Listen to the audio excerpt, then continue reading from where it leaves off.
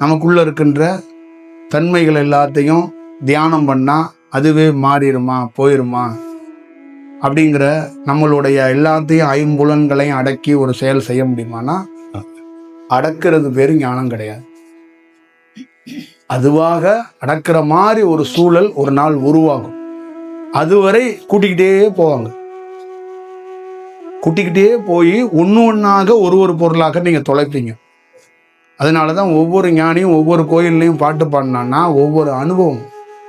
சும்மாலாம் பாட்டு பாட மாட்டாங்க. அவங்களுக்கு என்ன பொழப்பு இல்லாமையா போய் 4 போய் ஒரு கோயில் நின்று கத்திட்டு கிடந்திருக்காங்க, அதெல்லாம் இல்லை. அதுல எல்லாம் எல்லாத்துலயுமே ஒரு டீட்டெயிலான ஒரு காரணம் இருக்கு. அப்ப ஒரு தியானத்துக்குள்ள ஒரு மேற்கொள்ற ஒரு பெண்ணோ ஒரு ஆணோ ஃபர்ஸ்ட் டேல இருந்து கடைசி வரைக்கும் ஒவ்வொரு நாள்லயும் ஒரு பொருளை அவ தொலைக்க போறான்னு அர்த்தம். ஒரு பொருளை தொலைக்கணும், ஒரு பொருளை பெறணும். இதுதான் தியானம்.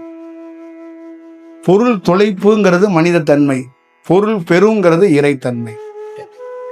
அப்ப என்ன ஆகும்? மனித தன்மையில் இருக்கிற ஒரு பொருள் தொலைங்கும் போது அந்த பொருள் மேன்மை அடையுது, இறை பொருள் வருது.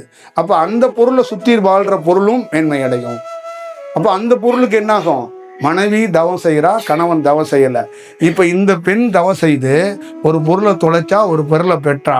இந்த பொண்ணு அந்த அவரோட இருக்கும்போது ஒரு நாள் அவருக்கும் ஒரு பொருளை தொலைக்கணும், ஒரு பொருளை பெறணுங்கிற அந்த எண்ணம் உருவாகும். இதுதான் அதோடைய செயல்வழி. ஒரு குரு கிட்ட ஏன் நிக்கணும் அப்படின்னா, அவரை மாதிரி மாறுறதுங்கிறத தாண்டி அந்த பொருளை தொலைச்சவர் அவர் தான். ஒரு பொருளை தொலைச்சிட்டு ஒரு பொருளை பெற்றவர் அவர் தான். அப்ப அவர்கிட்ட போய் நிற்கும் போது நீங்க எந்த வேலையும் செய்ய வேண்டியதில்லை. தானாக ஒரு பொருளை தொலைக்கிறதும் ஒரு பொருளை எப்படி பெற வைக்கணுங்கிறது அவருக்கு தெரியும். அதுதான் அவர் கண்டறிஞ்சு இதை நீ செஞ்சுக்கிட்டு நீ போ, நான் பார்த்துக்கிறேன். அவர் சொல்ற விஷயம் அதுதான். அவர் டீட்டெயிலிங்கா பேச மாட்டாரு. ஏன்னா பேச முடியாது.